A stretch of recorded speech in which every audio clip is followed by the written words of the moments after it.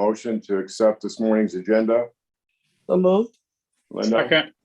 Jason? All in favor? Aye. Aye. Okay. Corey, we're handling the hearing of visitors remotely, I believe. Or are there? Oh, there's none today. It's just That's right. This is a business meeting. Okay, moving on. Okay,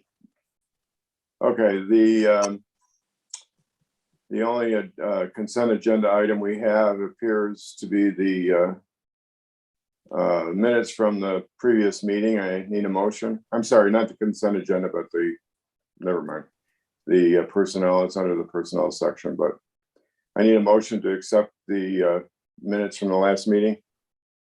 So moved. Jason? Second. Any questions? All in favor? Aye. Aye. Opposed? I guess that's carried then. Under the consent agenda, we have some budget transfers. I need a motion. So moved. Kath? We have a second. Second. Jason, any questions regarding the budget transfers? No. Okay, all in favor? Aye. Aye. Opposed? That's carried. Okay. Well, I'm sorry, it wasn't just the budget transfers. I apologize. We had the concussion protocol. We had the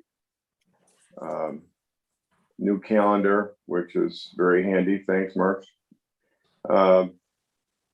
And the ambulance contract with WeGo.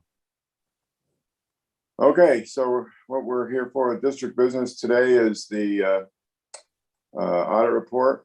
So I'm going to turn that over to Leslie, I believe. Yep.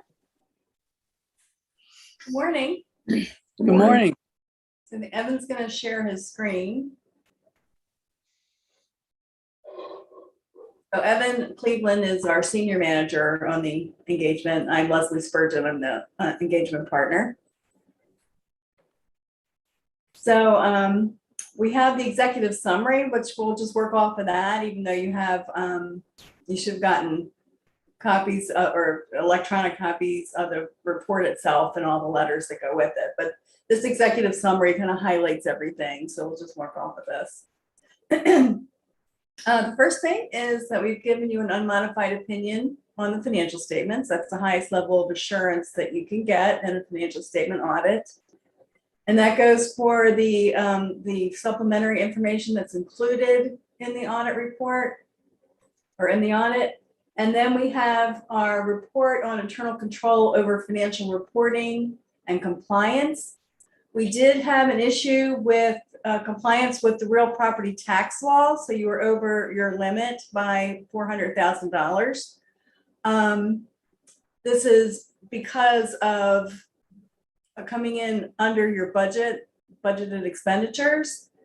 And also because you were waiting for approval from New York State to create your health insurance reserve. So subsequent to year end, you established that reserve. So you moved some of that unassigned fund balance into that reserve. And then we had the single audit, which is our letter on compliance with federal programs. And we did have an issue with net cash resources in the school lunch fund. So you're only allowed to maintain enough cash in your school lunch fund to cover 3 months of expenditures. And this happened largely because with the summer food program reimbursements, they're so much higher than the regular school lunch. So you had excess revenues over expenditures, and that's what caused this. All you need to do is just figure out how you want to spend that excess money, and you've already decided to do some equipment purchases and just some operational improvements with that extra cash resources. Then we have a couple of letters. The management comment letter for the district, we had no findings. Those two compliance issues were the only issues that we had as far as, whoops,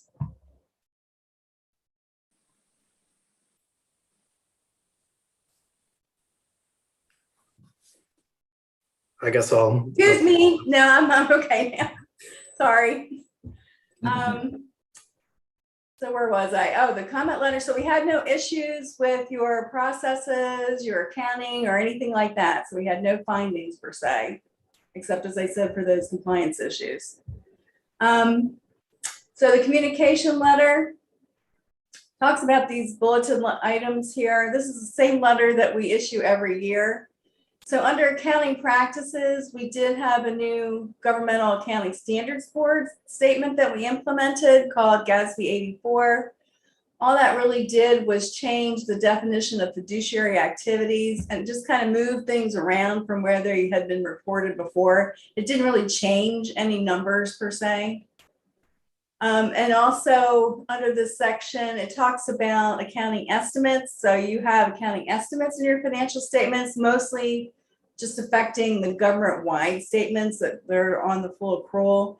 And that has to do with your accumulated depreciation, which is based on the useful lives of fixed assets, compensated absences, and your pension and OPEB liabilities that are all actuarially determined. So those are all determined through estimates. And then there's a highlight about some footnote disclosures that you might want to look at, dealing with some of the more important numbers in the report, like capital assets and debt, that kind of thing. We had no difficulties in performing the audit, and we had no corrected or uncorrected misstatements. And then that's largely due to the fact that you have all your books and records handled by the CBO, which does a marvelous job in accounting. No disagreements with management, pleased to say. Management representations. This is just talking about the fact that management signs a letter to us saying that they've given us everything that we need to do the audit. There isn't anything that's being withheld that would affect our audit opinion. You own all your assets, that sort of stuff. No consultations with other accountants. No other findings or issues. Issues. Under other matters, that's just talking about our responsibility for supplementary information that is contained in the financial statements. So that's the communication letter. Then, of course, we do the extra classroom activity fund audit, and we've given you an unmodified opinion on those financial statements as well. And there's a management comment letter with the extra classroom report. And that just talks with some minor issues on documentation, some stale checks, that sort of thing. Nothing to be too concerned about. It's a pretty good report, I think, overall. So I think in general, you can be pretty pleased with the results of this audit. And I do want to thank everyone that was involved, the CBO and Bob and Marcy and all the staff that helped us with the audit. I do want to thank you very much for all your efforts in getting this completed. Are there any questions about the audit process or about the audit results? No. Okay. No. Then I'll turn it over to Evan. He'll go over some of the financial highlights with us. Oh, I forgot about this one. This is just an awareness that there are some new accounting pronouncements that are coming up. There's one, the biggest one is leases, although talking with Bob and Corey, it doesn't look like there's really going to be much of an impact for you on that. And then these others really don't have too much of an impact either. Leslie, can you remind me again what GASB 84 is doing? The 84, okay. So before you had your agency fund and all your payroll liabilities at year-end laid within that fund, you had your extra classroom fund, which stayed there.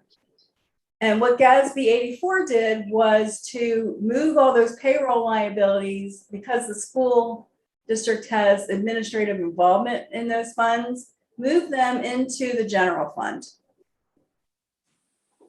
Okay. And then the scholarship funds, which were considered private purpose trust funds, and they were considered fiduciary in nature, because the school district has administrative involvement in those funds, and that they are the ones that determine who gets the scholarship money.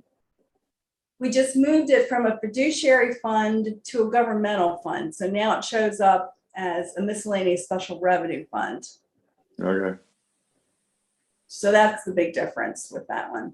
So all the payroll accounts are showing as liability accounts now in the general fund? Right, so that cash and the associated liabilities just moved into general fund. Okay, So there's no effect on the income statement at all. It's just moving the cash and the liabilities over. well, and it's just in the ledger. There's nothing that appears anywhere else, right? No, yeah.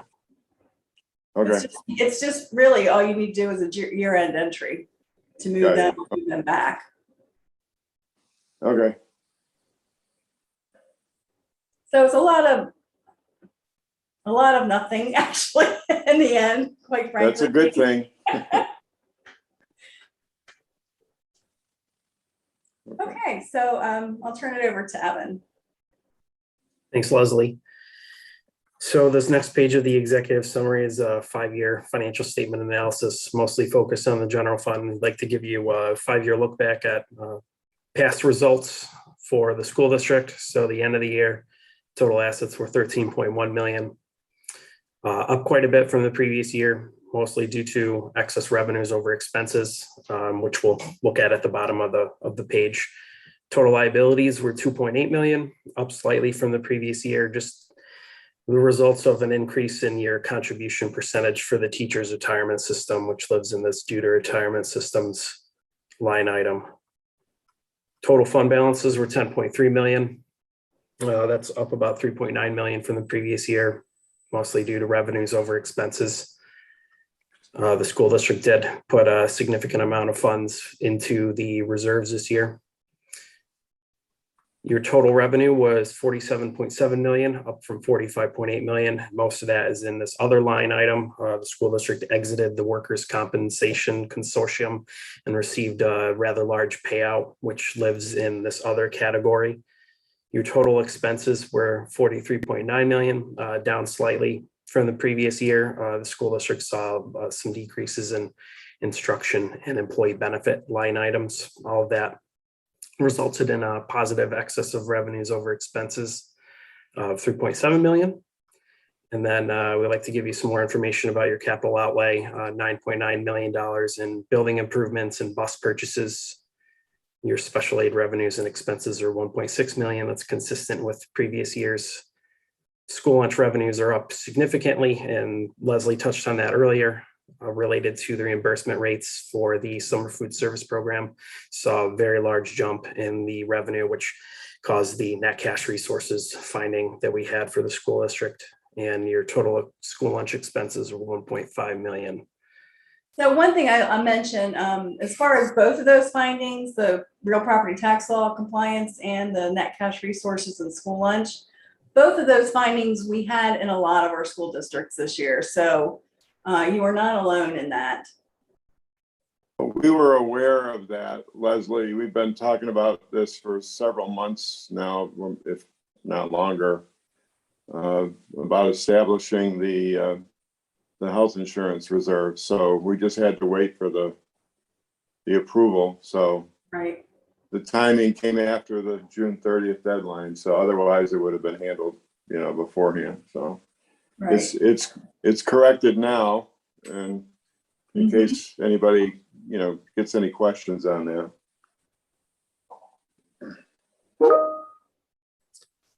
So that's all I have with the numbers. If anyone has any questions on any of the financial results, please let me know.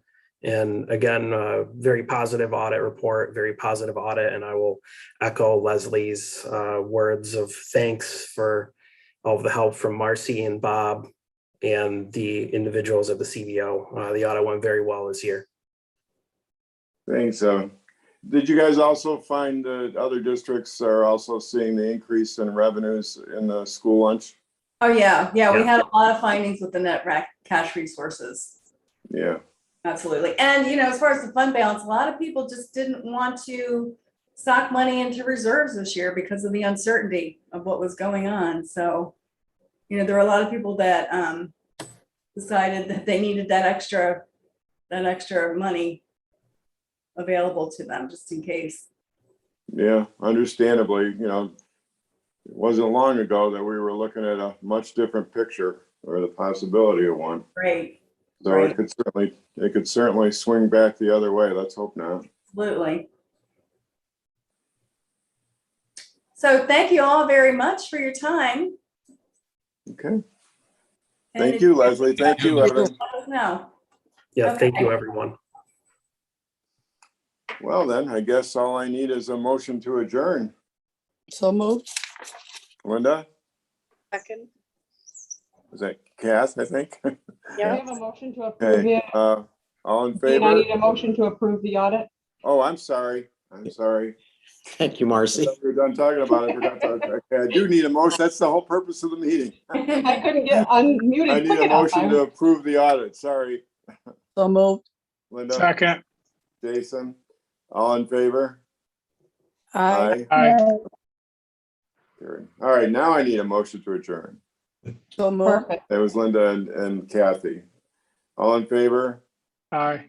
Aye. Okay, that's carried. Well, take care, everyone.